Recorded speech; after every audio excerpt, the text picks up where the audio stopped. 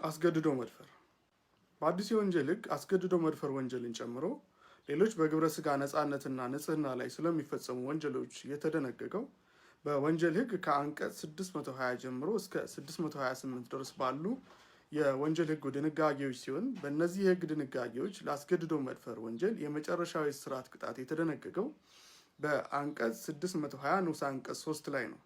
በዚህም አስገድዶ መድፈሩ ከባድ አካል ወይም የአእምሮ ጉዳት ወይም ሞትን ያስከተለ ሲሆን ቅጣቱ የእድሜ ልክ እስራት ይሆናል በማለት ደንግጓል።